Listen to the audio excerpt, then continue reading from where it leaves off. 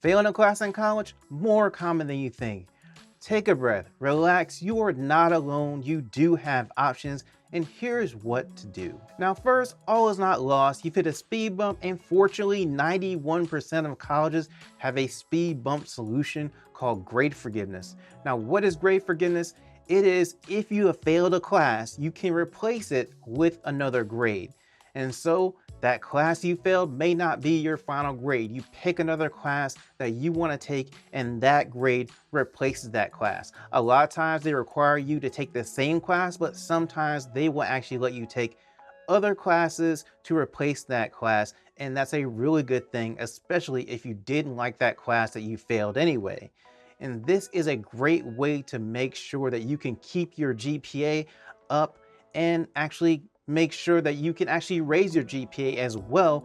That F or that D or whatever is not on your record anymore. Your record will show that you've taken this other class and gotten a much higher grade. Now the next thing you need to do is decide, do you want to take the same class or take a different class? It really depends on if you think that you can actually make a better grade by taking the same class and going over the same material, or do you just want to forget that class and go on to something different and try to get a better grade in that class? For me, when I did grade forgiveness, I went to college, I had college algebra, I hated math all the way through high school. And then when I got to take college algebra, I still hated it and I didn't pass, I completely failed.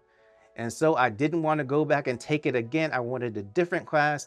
And thankfully, they let me take a computer class instead. I think the language was Pascal, and it was just, that's a long time ago, that computer language. I don't even think people use that language anymore, but I was thankful to take that class and get a higher grade in that class instead of having to try to take college algebra again. And the next thing you need to think about is, how close were you to getting a passing grade?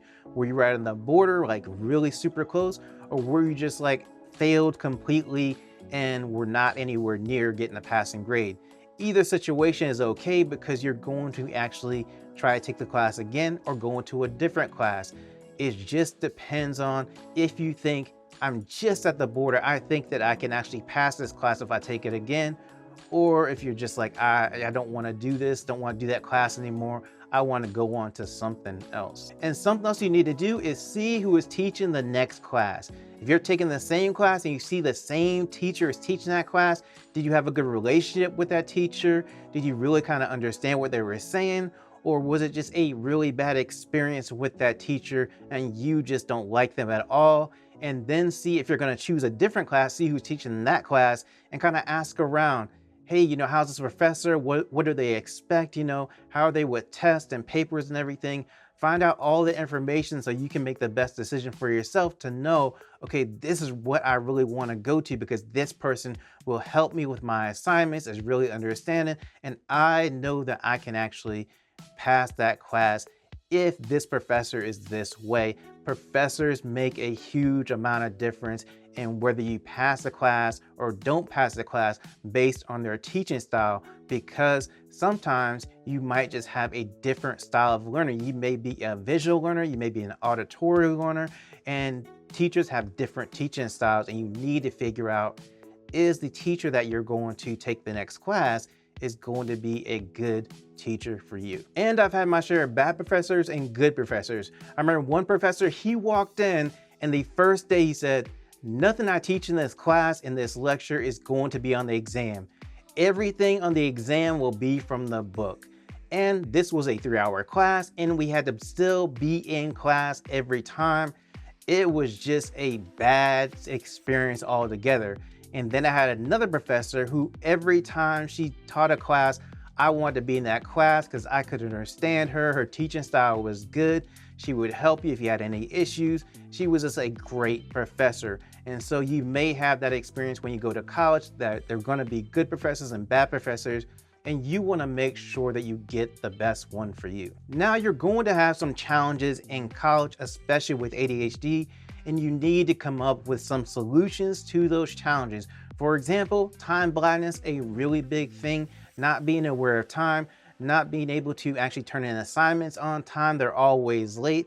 And so you need to be able to compensate for that. For example, have calendar notifications on your phone, have a time timer, a visual timer in your room so you know how long you've been studying, how long you've been on a break, and have just anything that you can to help realize this is the amount of time I'm spending, or this is when I need to start this certain thing because I have a sticky note on the door that tells me I need to start studying at this time, and I pass by it all the time, so I will see that sticky note. And one of the best things that you can get is some type of physical calendar.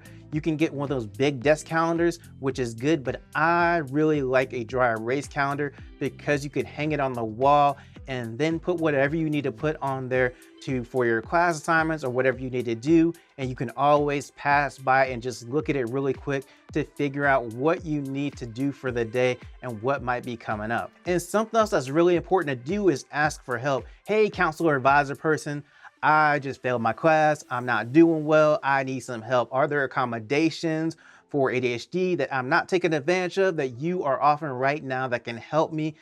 Are there tutoring services that you might have available, disability services, extra time I could have on tests, just whatever they might have to help you.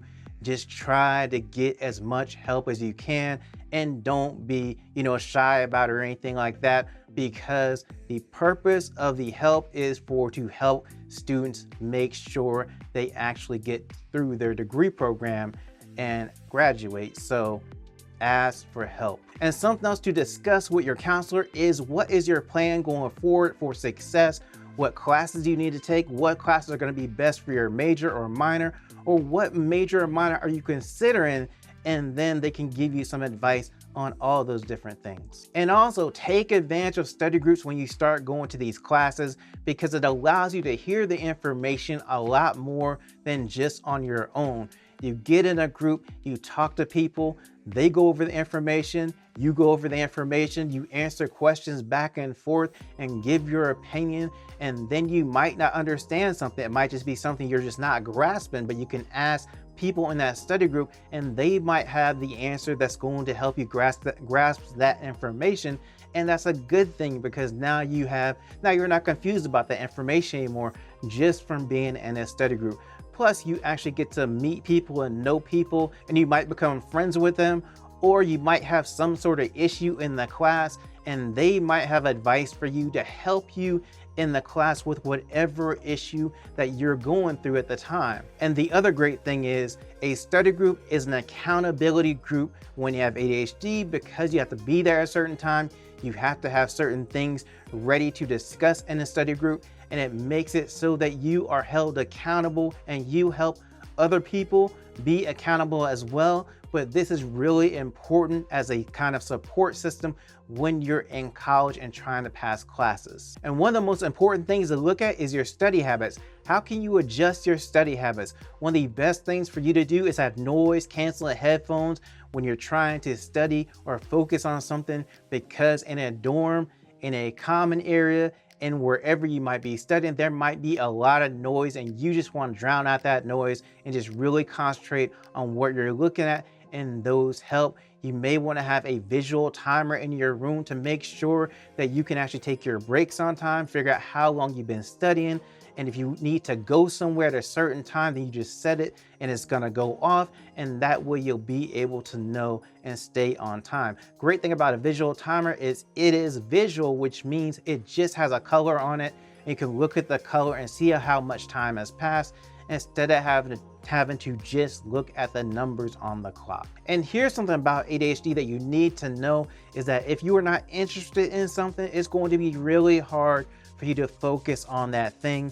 And so this actually is true with majors as well. If you're taking classes in your major and you just hate every class and dislike it, you're just not interested anymore, like I was interested at one time but not anymore, then you need to think about changing your major. Now the great thing about this is there are a whole bunch of different majors in college that you can take, so you can choose one that you're really interested in and really like. And when you do this, what you're going to have to do is figure out what classes actually transfer into your new major that you want to actually be in, and then what classes you're going to need to take that's additional to actually go into the new major and get a degree in that major.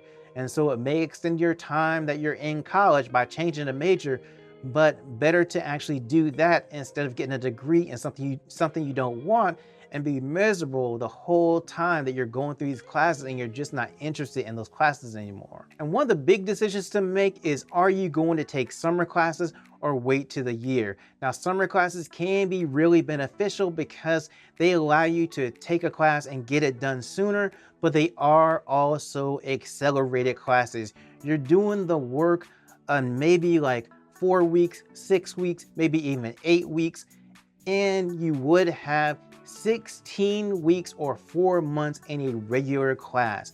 So you're not gonna have as much time. It can be overwhelming. It's just not a very ADHD friendly thing, but here is a solution. You only wanna take classes in the summer classes that are just not super hard. They're a lot easier for you to do.